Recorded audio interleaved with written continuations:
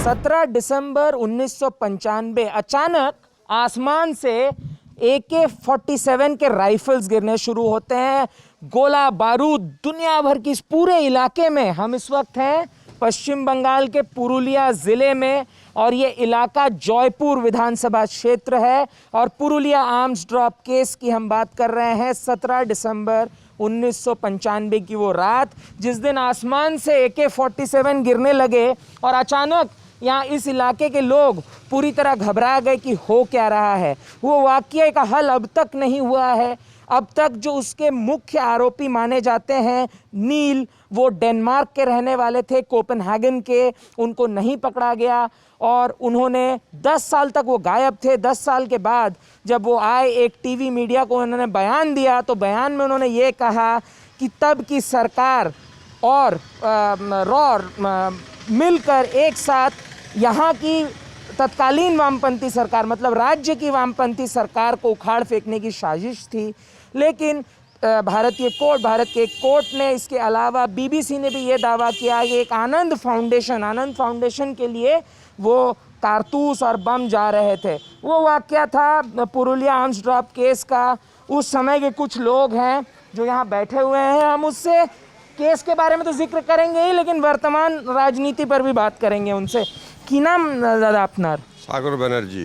সাগর দা, তো যে সালের এই ঘটনা সে কি হয়েছিল, মানে এলাকায় হঠাৎ কি করে রাতে কি হলো? ও তো উপর থেকে পড়েছিল, ইয়ে থেকে প্লেন থেকে পড়েছিল অস্ত্র। হ্যাঁ, অস্ত্র পড়েছিল এই পর্যন্ত জানি, এরপর বেশি আমরা কিছু জানি না, কারণ আমরা কেউ ওখানে প্রেজেন্ট ছিলাম না। হ্যাঁ, রাতের সময় হয়েছিল, অনেক দূরের লোক আমরা। হ্যাঁ, আমরা এর বেশি কিছু বলতে পারছি না। ठीक है, ये बता रहे हैं बहुत पुरानी बात है, इससे ज़्यादा कुछ नहीं बता सकते। रात का समय था लेकिन उस समय गिरा ज़रूर था। আপনার কি নাম দাদু? পঞ্চানন ব্যানার্জি। দাদু, কি হয়েছিল এলাকায় ওই সময় আর হওয়ার পরে কি কিছু ভয় ঠয় লোকের মধ্যে ছিল? ভয়টা কিছু ছিল না, আমরা ঘুমাই, সকালে যখন ঘুম থেকে উঠি হ্যাঁ, তখন শুনছি যে ওখানে এরকম অস্ত্র পড়েছে। হুম, হ্যাঁ, তারপরে কি হলো কি না হলো, কোথায় গেল কি না হলো সেটা আমরা আর কিছু বলতে পারি। ठीक है, ये कह रहे हैं कि मैं अचानक जब सुबह उठा तो सुनने को मिला कि बहुत सारा अस्त्र शस्त्र गिरा था। क्या हुआ नहीं हुआ वो कुछ नहीं पता।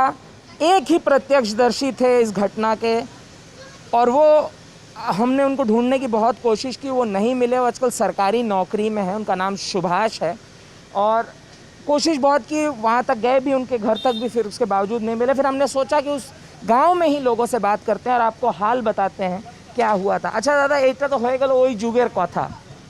আপাতত আপনাদের গ্রামে কি সমস্যা আছে? সমস্যা দেখুন, সমস্যা আছে অনেক রকমই। কিছু কিছু সলভ হয়েছে, কিছু কিছু হয় নাই, ও তো আছেই। কিছু কাজও হয়েছে, কিছু হয় নাই। সব কাজ হয় না একসঙ্গে, কিছু হয়েছে কিছু হয় নাই। যেমনি পুরুলিয়া হঠাৎ ভারতবর্ষে পুরুলিয়াকে হয়তো কেউ জানতো না, কিন্তু ওই ঘটনার পরে পুরুলিয়াকে সবাই জেনে गया। मैं इनसे ये पूछ रहा हूँ कि पुरुलिया को कोई नहीं जानता था 1995 से पहले, लेकिन वो वाक़यात ने पुरुलिया को मशहूर कर दिया।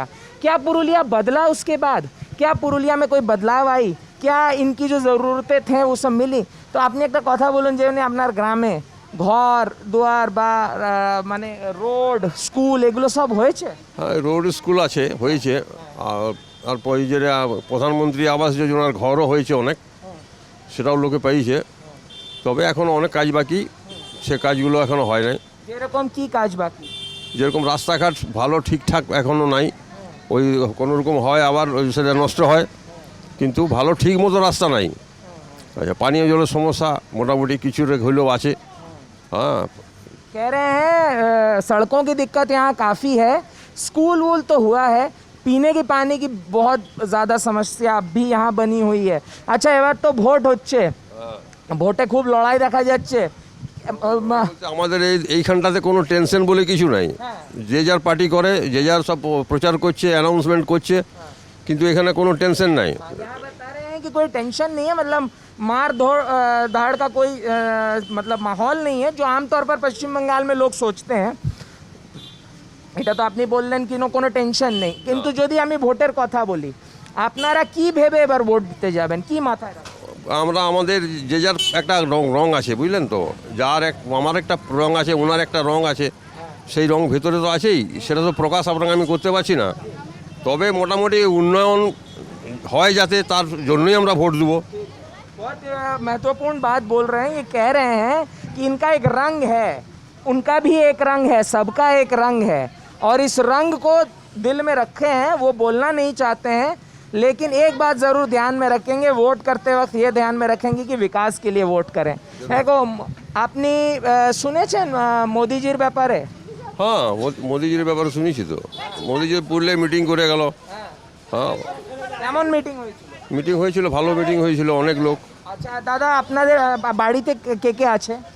আমার বাড়িতে আমি আছি, আমার ভাই আছে, আমার ছেলে আছে, ছেলের বউ আছে। কি করেন উনি? ছেলেরা কিচ্ছু করে না, বেকার সব। চাকরি বাকরি নেই? না না, তো এইবার চাকরি বড় সমস্যা হবে এই ভোটে? তো চাকরি সমস্যা তো বরাবরই আছে, তো আছেই ওইটা। চাকরির সমস্যা বরাবর আছে, ওটা আছেই। ওটা কি আপনাদের মাথায় থাকবে যখন ভোট? অবশ্যই থাকবে, সবাই চায় চাকরি। সব যে বেকার ছেলেপুলে আছে তারা চাকরি পায় নাই, চাকরি অবশ্যই চাই। कह रहे हैं बेरोजगारी बहुत बड़ा मसला होगा चुनाव में। আপনি কি বলতে চান দাদা, এই এলাকার সবথেকে বড় মানে কি প্রবলেম কি? প্রবলেম রাস্তাঘাটের আছে, জলের আছে, তারপরে চাকরি বাকরিও দরকার। বেকার বেকার অনেক আছে, আমাদের গ্রামে অনেক বেকার আছে, মানে সরকারি চাকরি নেই। कह रहे हैं सबसे ज़्यादा दिक्कत है नौकरियों की। बेरोजगारी बड़ा मुद्दा होने वाला है।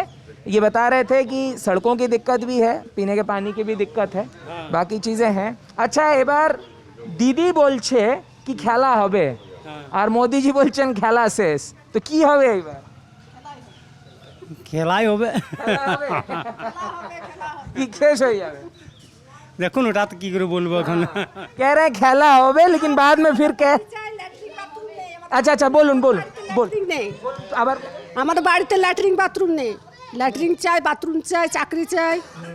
আমাদের খেলা হবে, দিদি খেলবে, দিদি জিতবে। अच्छा, की नाम अपना? আমার নাম বুলা ব্যানার্জি। हाँ, बुला बनर्जी नाम है इनका। घर में शौचालय नहीं है, नौकरियां चाहिए, शिक्षा चाहिए, और कह रही है ममता बनर्जी जीतेंगी। दादू আপনার নাম কি? পঞ্চানন হ্যাঁ, আপনি বলেছিলেন, সরি, আপনাকে জিজ্ঞেস করছি কি সমস্যা আছে? সমস্যার ভিতরে একটাই আছে যে ছেলেগুলো ছেলে বড় হয়ে লেখাপড়া শিখে কোনো কর্মের সংস্থান পাওয়া যাচ্ছে না সরকার। তো আপনি কি চান, খেলা হবে কি খেলা শেষ হবে? দেখুন, যারা খেলছে সেটা তারাই বলতে পারবে, আমরা কি করে বলবো? আচ্ছা, আপনি মাথায় কি রাখবেন যখন ভোট ডালতে যাবেন? আমি যেটাতে ভোট ডালি সেই ভোটটা দেবো।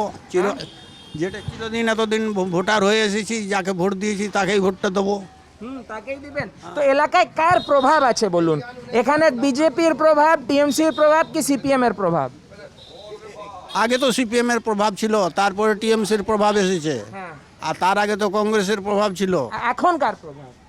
এখন আপনারা আমাদের বিদ্যা বুদ্ধিতে বুঝতে পারছি না কার বেশি, সবাই তো প্রভাব দেখাচ্ছে এখন। कह रहे हैं कि पहले सीपीएम था, फिर कांग्रेस, फिर टीएमसी, अब दिख रहा है जो वो उसका उनका प्रभाव है। आप देख रहे थे लल्लन टॉप की चुनाव यात्रा। ये है जयपुर विधानसभा क्षेत्र, झारखंड से लगता इलाका, और 17 दिसंबर 1995 में जहां आसमान से AK-47 की बारिश हुई थी। चुनावी माहौल देखा, इनके मुद्दे सुने। आगे चलेंगे आपको लेकर रानी बांध, जंगल महल के गढ़ से, और भी मुझे लगा ये कुछ बता रहे थे, हम आपको लेकर चलेंगे रानी बांध, जंगल महल के गढ़ से। वहाँ की समस्याएं, वहाँ लोगों की क्या दिक्कतें हैं, वहाँ चुनावी लबोलुबाब क्या है वो बताएंगे। उसके बाद आगे बढ़ेंगे दूसरे फेज़ की तरफ। नमस्कार।